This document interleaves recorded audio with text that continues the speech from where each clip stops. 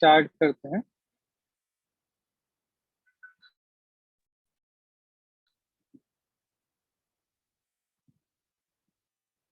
मंगलाचरण करेंगे। नमो अरिहंताणं नमो सिद्धाणं नमो आयर्याणं नमो उवज्झायाणं नमो लोये सव्यसाहुरं तज्जयति परम ज्योतिः समं समस्तैरनन्तपर्यायः दर्पणतले सकला प्रतिफलति पदार्थमालिका यत्र त्रैकालिक पर्याय सहित जो सकल पदार्थ समूह हो दर्पण तलवत झलके जिसमें परम ज्योति जयवंत रहो। देखिए हमारा विषय क्या चल रहा है, हम थोड़ा सा रिवाइज कर लेते हैं क्योंकि मुझे लगा गैप थोड़े ज्यादा हो गए तो वो विषय की लिंक ना टूट गई हो, इसके लिए बहुत सिंपल से हम इसका एक बार रिवीजन कर लेते हैं। देखिए पुरुषार्थ सिद्धि उपाय जी ग्रंथ चल रहा है, ये भी हमारा उत्तरार्ध चल रहा है। पूर्वार्ध हमने पहले बैच में किया था, इसके पहले वाले बैच में। उत्तरार्ध अभी हम इसमें क्या है कि भैया जो पुरुषार्थ सिद्धि उपाय, पुरुष के अर्थ मतलब प्रयोजन की सिद्धि का उपाय, तो वो क्या है कि भैया मोक्ष की सिद्धि का उपाय। तो मोक्ष की सिद्धि का उपाय बोलो या मोक्ष मार्ग बोलो एक ही बात है। तो मतलब क्या हुआ कि इस ग्रंथ में पुरुषार्थ सिद्धि उपाय नामक ग्रंथ में सम्यक दर्शन, सम्यक ज्ञान और सम्यक चारित्र का वर्णन किया जा रहा है। ठीक है, तो सम्यक चारित्र का जो वर्णन है वो बहुत विस्तार से है। इसमें भी जब हमने बात पिछले बैच में की थी तो आपको याद होगा कि अहिंसा व्रत की चर्चा बहुत विस्तार से यहाँ पे है। देखो आपको सामने दिख रहा है अहिंसा व्रत की चर्चा कुल मिला के कितने 42 से लेके 90 नंबर के श्लोक तक अहिंसा व्रत की चर्चा है। इतने विस्तार से आचार्य देव ने अहिंसा व्रत की चर्चा की, अहिंसा की चर्चा यहाँ पे थी। ठीक है, बाकी सत्य, अचौर्य, ब्रह्मचर्य, परिग्रह, परिमाण और अभी जो चर्चाएं हमने इस बैच में चालू की थी, रात्रि भोजन त्याग, गुण व्रत, अभी जो 4 शिक्षा व्रतों की चर्चा चल रही है, तो आपने देखा होगा इन सभी में भी आचार्य देव अहिंसा को ही जोड़ रहे हैं कि भैया ये जो शिक्षा व्रत है, सामायिक, विरुद्धोपवास, भोगो वो परिमाण व्रत, इनसे भी अहिंसा की ही पुष्टि हो रही है। इसीलिए पुरुषार्थ सिद्धि भाई जी के बारे में जब बात चलती है तो इसके बारे में हमेशा कहा जाता है कि अहिंसा का जितना जितना विशद विवेचन पुरुषार्थ सिद्धि भाई जी के लिए है, इतना और कहीं आपको नहीं मिलेगा, मतलब इतना विस्तार से नहीं मिलेगा। ठीक है, तो अभी हमारी जो 4 शिक्षा व्रत उनकी चर्चा चल रही थी, अभी पूरी नहीं हुई, अभी तो तीसरा चल रहा था, सामायिक शिक्षा व्रत की चर्चा हुई थी। ये जो हमारा इंडेक्स मतलब इंडेक्स भी बोलो या फिर जो हमारा लेसन प्लान है, ये जो हमने आपको बना के भेजा था, इससे ही हम अपना पूरा रिवीजन कर सकते हैं। देखो हमने 4 शिक्षा व्रतों की चर्चा प्रारंभ की थी। आपको शिक्षा व्रत का मतलब तो ख्याल होगा कि मुनि मुनि राजों का जो जीवन है, मुनि राजों का जो संयम की साधना उनके जीवन में जो चल रही है, तो उसकी शिक्षा श्रावक अपनी श्रावक की भूमिका में रहते हुए शिक्षा ले रहा है। ठीक है, तो उस तो जिनके माध्यम से वो मुनि जीवन की शिक्षा प्राप्त होती है, उन व्रतों को कहा है शिक्षा व्रत।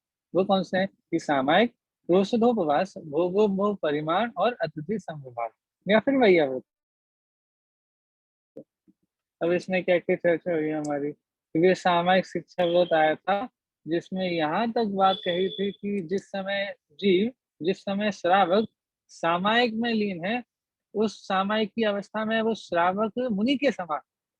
ठीक है, तो इसमें इसमें और फिर प्रोषदोपवास में भी ये बात ली थी। प्रोषदोपवास शिक्षा व्रत का स्वरूप आया था, फिर उस दिन क्या करते हैं, उपवास के दिन, धारणा के दिन क्या करते हैं, फिर उपवास की जिस दिन उपवास है उस दिन क्या क्या किया जाता है, उपवास का क्या स्वरूप है, उपवास का क्या फल है, उपवास में अहिंसा कैसे है, और उपवास में अकेले अहिंसा नहीं बाकी 4 महाव्रत भी उपवास में आ जाते हैं।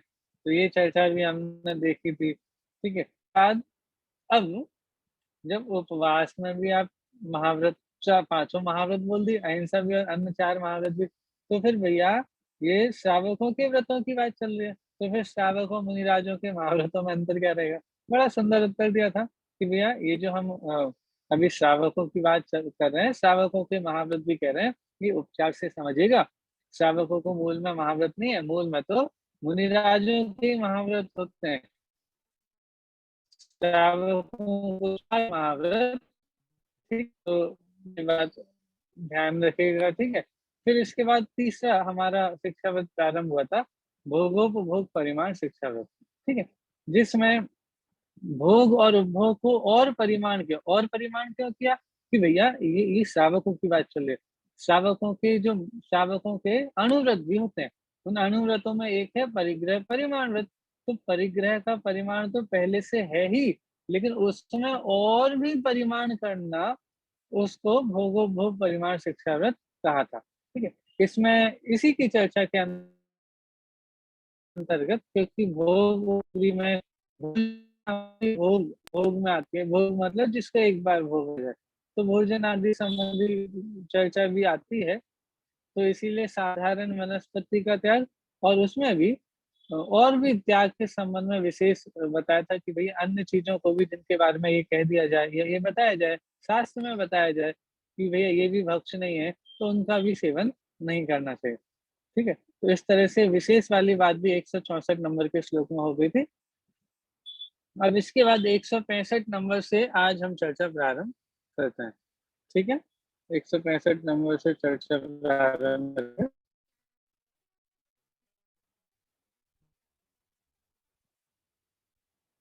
ठीक है, चलिए पहले हम श्लोक का पाठ करेंगे। आपको सामने स्क्रीन पे दिख रहा होगा 165 नंबर का श्लोक।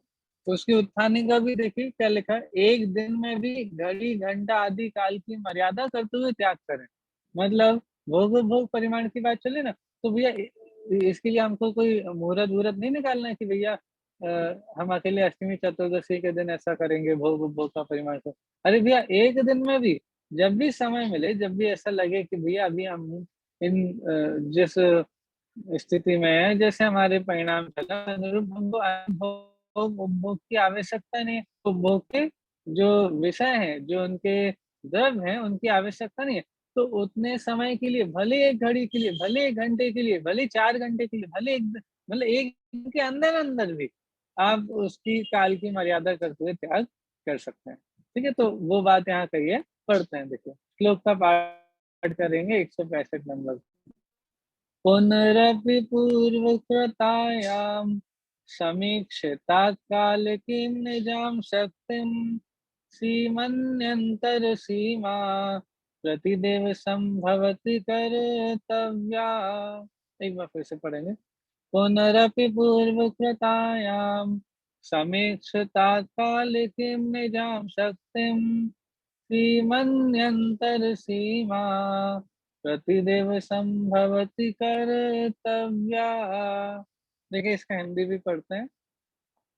उन पूर्वकृत सीमा में अपनी शक्ति देख प्रति दिवस करता कालिक और भी सीमा में सीमा यथोचित।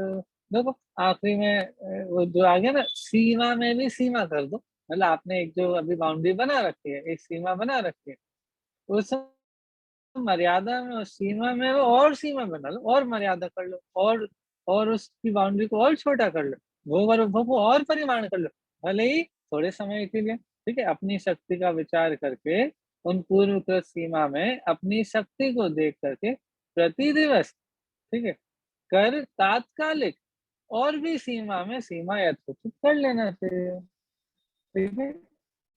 तो हम अन्वयार्थ को भी देखते हैं, लेकिन आपको इसका विषय ख्याल में आ गया होगा कि यहाँ पे क्या कहना चाह रहा है। देखिए अन्वयार्थ करते हैं। पहले की हुई मर्यादा में, पूर्व कृतायाम सीमनि, पहले की हुई मर्यादा में, पुनः फिर से अभी भी तात्कालिकीम निजाम शक्तिम समीक्ष, अर्थात उस समय की, अर्थात वर्तमान समय की अपनी शक्ति का विचार करके प्रति दिवसम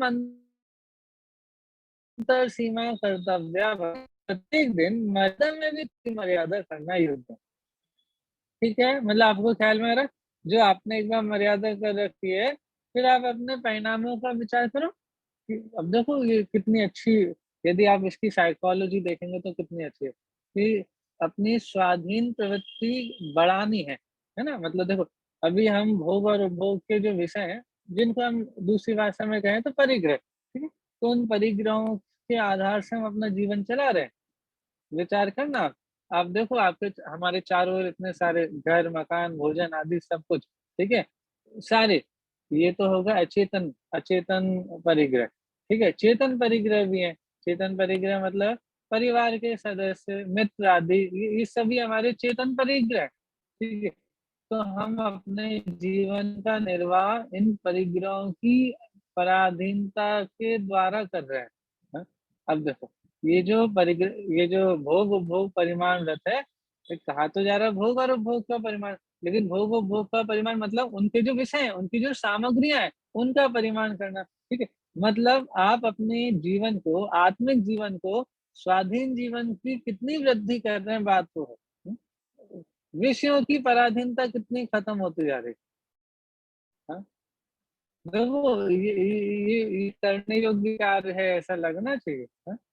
मतलब हम कैसे अपने आत्मिक स्वाभाविक जो जीवन है, जिसमें हमें किसी परद्रव्य की रंच-मात्र आवश्यकता प्रतीत भी ना हो। अब आप बोलो कि भैया हमें तो वो एक बात याद आ रही है, क्या क्या याद आ रही है? कि हमने मोक्षमा प्रकाशक जी में एक लाइन आती है और भी ग्रंथों में द्रव्यान्य के अध्यात्म के ग्रंथों में एक बात आएगी, क्या? कि भैया हर द्रव्य का परिणाम अपना-अपना होता है। मोक्षमा प्रकाशक जी के शब्दों में कहें तो अनादि निधन वस्तुएँ भिन्न-भिन्न अपनी मर्यादा सहित परिणत होते हैं, कोई किसी के परिणमन कराने से परिणमित नहीं होता। फिर आप ये क्यों बोल रहे हो कि भैया हमारा अभी पराधीन हमारे जीवन में अभी पराधीनता है?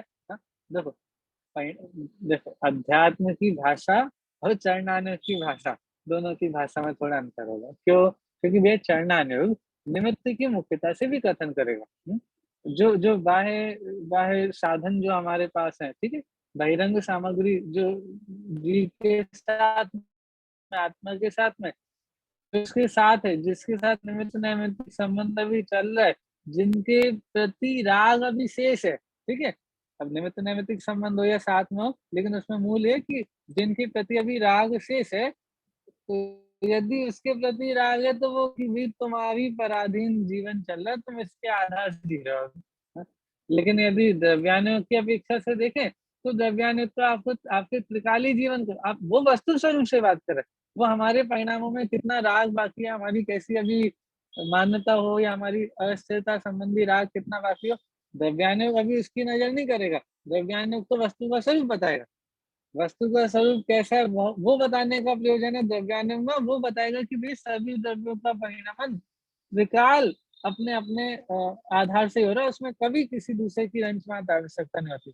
लेकिन चरणानुग तो बोलेगा कि भैया यदि आपका राग शेष है, आपकी गहरी दृष्टि है, तो आप उसके आधार से जी रहे हो। मतलब आपका जीवन होता है स्वाधीन है, आत्मा स्वाधीन ही परिणमन करता है, लेकिन आपका राग शेष है ना, तो वो आपको पराधीन बोलेगा। हाँ, ठीक है? तो अब समझो कि भैया द्रव्यानुग में जैसा स्वाधीन परिणमन जीव का होता है जो बताया गया है, वहाँ पहुँचना है, ठीक है? मतलब श्रद्धा में परिणामों में भी वैसा ही हमारा जीवन हो जाए, वहाँ तक पहुँचना है।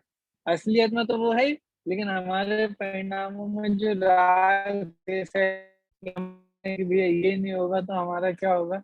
या ये चला जाए तो कैसे होगा? भोजन नहीं करेंगे तो कैसे होगा? तो भैया देखो, सिद्ध भगवान का विचार करो, मतलब तो भैया वहाँ कौन-सा भोजन हो रहा है? कि भैया हमें वहीं पहुँचना है, लेकिन अभी हमारे जीवन में थोड़ी पराधीनता है।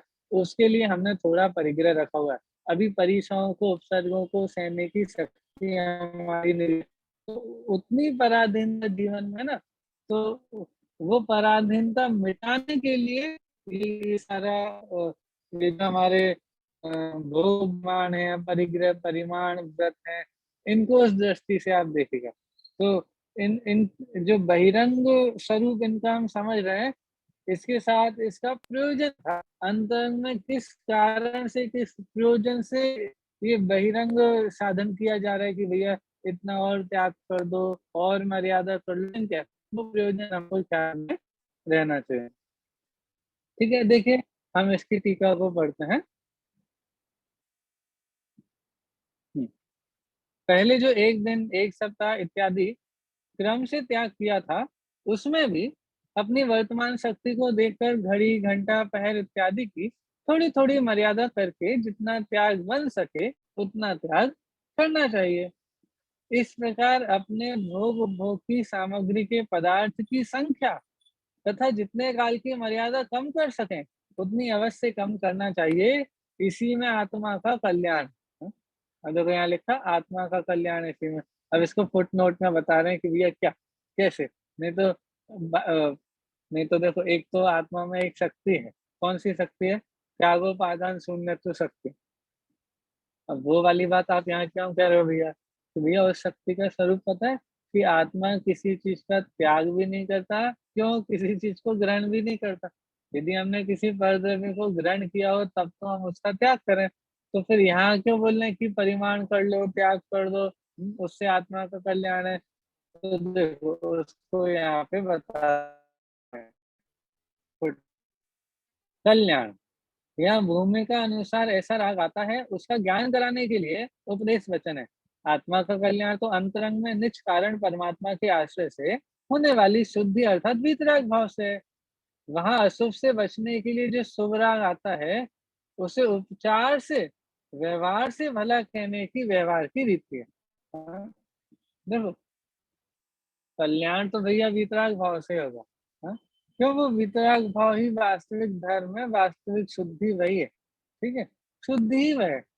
यहाँ यदि आप कर्तव्य की निमित्तों को हटाने से कल्याण कह रहे हो या फिर भाव से कल्याण कह रहे हो, तो भैया ये उपचार से कथन है, उपचार का ही कथन है। मूल में तो वितरक भाव यदि होगा तभी कल्याण होगा। यदि उसके अभाव में इतना सब कुछ कर लो तो भी कल्याण नहीं होगा। पेडालर की लाइन किसी को याद है इस संबंध में कि भाई बाहर सब कुछ किया लेकिन अंतरंग में यदि नहीं हुआ तो फिर कोई भी लाभ नहीं होगा। पेडालर की लाइन किसी को याद आ रही है? अंतरीवक लोक की तरफ ये वाली उसके पहले निगत धर अनंत बार ग्रेवक उपजायो, ज्ञान बिना सुख ज्ञान लेस न बिना सुख पायो। लेस न पायो। हाँ देखो, आत्म ज्ञान के बिना लेस भी सुख प्राप्त नहीं किया। आत्मज्ञान के बिना लेस सुख नहीं पाया। तो वही बोल रहा हूँ कि भाई आत्मज्ञान के बिना, या फिर इसको दूसरी भाषा में कह सकते हैं कि जब तक वीतराग भाव प्रकट नहीं हुआ तब तक जीव को सुख, उसका कल्याण नहीं होगा। यहाँ कल्याण शब्द लिया ना, तो कल्याण होना या सुखी होना वो आप लगा लीजिए, वो भाव वही है, लेना वही है। मैं तो आपको कितनी बार ये बात बोली है कि जब भी ये बात चले ना कि धर्म, तो धर्म की परिभाषा क्या बनानी? धर्म मतलब सुख। तो आप यदि धर्म को सुख से मतलब परिभाषित करेंगे तो नहीं लगे कि ये तो धर्म की बात है, तो धर्म की बात मतलब ये सुख होने की बात है। तो इस तरह से हम उसको इंटरप्रेट कर पाएंगे।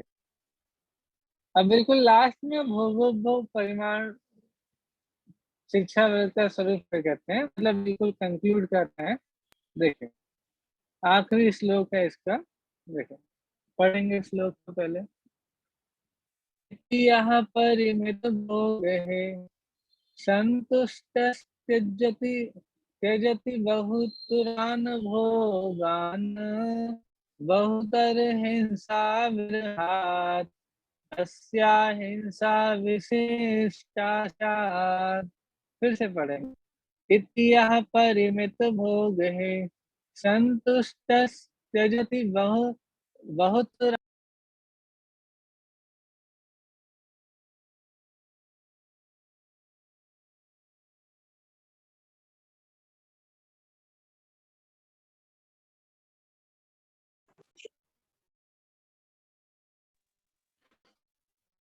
हाँ दोबारा से मैं स्क्रीन शेयर करता हूँ।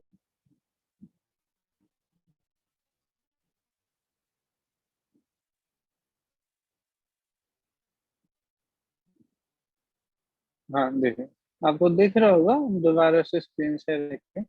हम इसके हिंदी वाला पढ़ते हैं।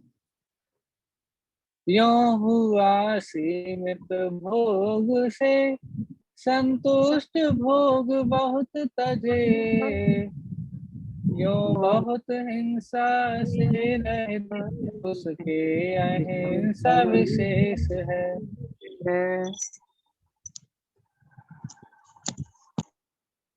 हेलो,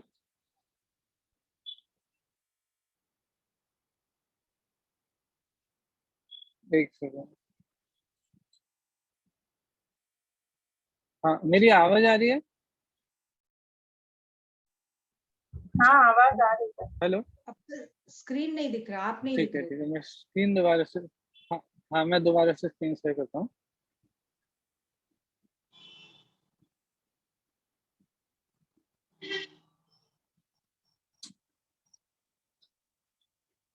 हाँ, अब आपको देखिए होगी स्क्रीन। हाँ, हमने अभी इसका वो हिंदी अनुवाद भी पढ़ा है। क्या कहते हैं? यूं हुआ सीमित भोग से संतुष्ट भोग बहुत तजे, यूं बहुत हिंसा से रहे तो उसके अहिंसा विशेष है। कि भैया ये जो संतुष्ट हो गया ना, और बहुत सारे भोग और उपभोग के साधनों से ही सीमित हो गया, तो इससे क्या हुआ कि इससे बहुत सारी हिंसा से रहित हो गया जी। बहुत सारी हिंसा से रहित हो गया। इसी को दूसरी भाषा में कहेंगे तो क्या कहेंगे कि इसके बहुत अहिंसा है, अहिंसा विशेष है। हिंसा से रहित हो गया, इसी को दूसरी भाषा में कहते हैं कि इसके अहिंसा व्रत विशेष रूप से प्रकट हो रहा। देखिए अन्वयार्थ, यह जो ग्रस्त इति परिमित भोग है संतुष्ट, इस प्रकार मर्यादा रूप भोगों से संतुष्ट होकर बहुत रान भोगान त्यजति, बहुत से भोगों को छोड़ देता है। तस्य उसके बहुतर हिंसा विरोहात, अधिक हिंसा के त्याग से विशिष्ट अहिंसा स्यात्, विशेष अहिंसा व्रत होता है।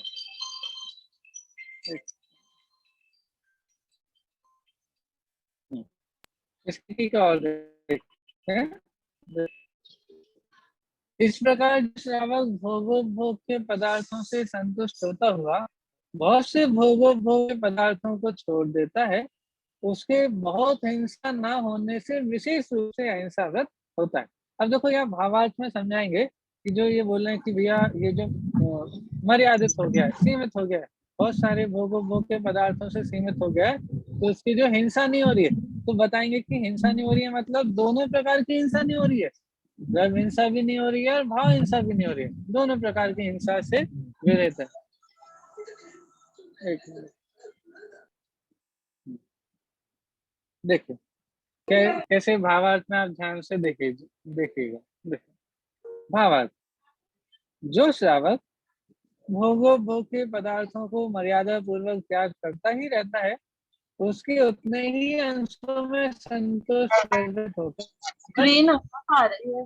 त्याग रूप सम्यक अहिंसा प्रकट। हाँ दीदी,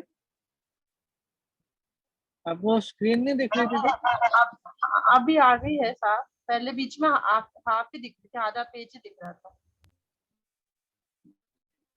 ठीक है अभी ठीक। देखिए फिर से पढ़ते हैं।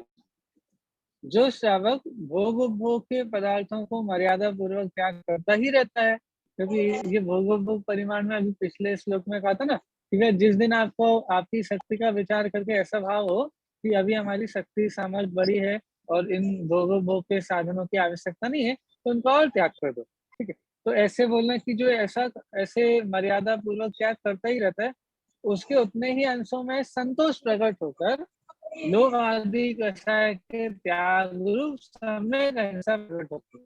देखो ये परिणामों की अपेक्षा से अहिंसा बता रहे हैं। सिर्फ बाहर बाहर के जो हिंसा का त्याग हुआ उतनी नहीं, अंदर में क्रोध मान माया लोभ आदि एक कषाय है, इनका भी तो त्याग हुआ, संतोष प्रकट हुआ। तो अब जब बहिरंग में पदार्थों का भोग उपभोग का परिमाण हो रहा है, अंतरंग में देखो तो भैया उस संबंधी कषाय का त्याग हुआ है। हम अकेले बाहर बाहर का देखें तो वो बहिरंग में भोग और उपभोग के पदार्थों का त्याग हुआ है, लेकिन परिणामों में देखेंगे तो परिणामों में संबंधी कषायों का त्याग हुआ है। क्रोध मान माया लोभ जो कषाय है, उन कषायों का त्याग हुआ है। और उन रागादि परिणामों का है वो अहिंसा, सम्यक अहिंसा प्रकट होती है। आगे देखें, उस भोग उपभोग के निमित्त के अवलंबन करने से हिंसा रूप भाव होते थे।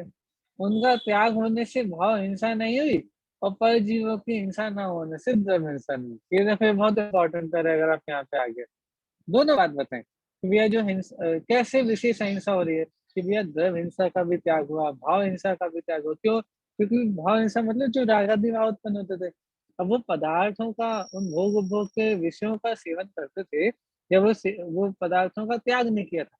अब मैंने बात बदल ली, पहले मैंने बोला था सेवन करते थे, ठीक है, फिर मैंने बोला त्याग नहीं किया था। दोनों में अंतर है। भले ही आप सेवन नहीं भी करते हो, लेकिन यदि आपने त्याग नहीं किया ना तो हिंसा होती है। याद आ रहा है? अविरमण रूप और परिणमन रूप हिंसा, दो प्रकार की हिंसा देखी थी ना। तो भोग और भोग के जो साधन है, जो विषय है, उनका सेवन कर रहे हो तो हिंसा होती है।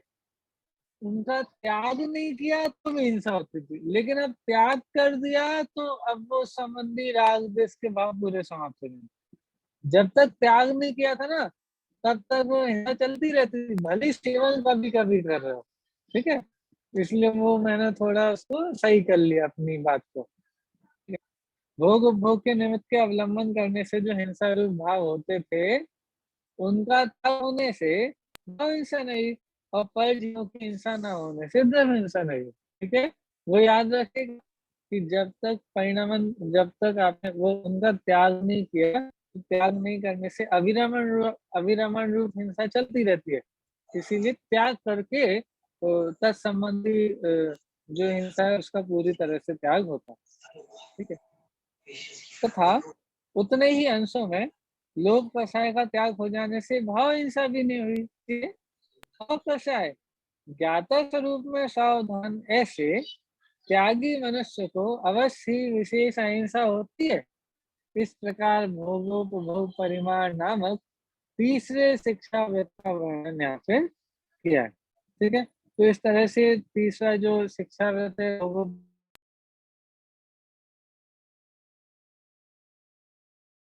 बहुत सारे, मेरी आवाज शायद चली गई थी। नहीं, 1 सेकंड के लिए गई थी। जी, मेरी आवाज आ रही है क्या सर? आ रही अच्छा है। ठीक है, हाँ ठीक है, ठीक है। तो जिस जीव ने इस तरह से भोग और उपभोग के परिमाण किया है, उस जीव को अंतरंग में लोभ आदि कषायों का भी अभाव होता है, उतना उतना, और उतना कषायों का अभाव होने से उस जीव को विशेष अहिंसा चाहिए। क्योंकि अहिंसा की परिभाषा हमको ख्याल में है कि भैया राग आदि की उत्पत्ति होने का नाम ही हिंसा है, और उनकी उत्पत्ति नहीं होने का नाम ही अहिंसा। अब राग आदि में क्या क्या लेना? राग, द्वेष, मोह, क्रोध, मान, माया, लोभ, जितने भी आत्मा में विवाह हो सकते हैं, सारे विवाह, उन विभागों की उत्पत्ति होना ही हिंसा है, और उनकी उत्पत्ति नहीं होना ही अहिंसा है। तो इस तरह भोग उपभोग का परिमाण करने से जीव के अहिंसा व्रत विशेष रूप से प्रकट हो जाता है। ठीक है, तो आज तो हम इतना हैं अभी। आगे की चर्चा जो अगला शिक्षा व्रत प्रारंभ हो रहा है, तो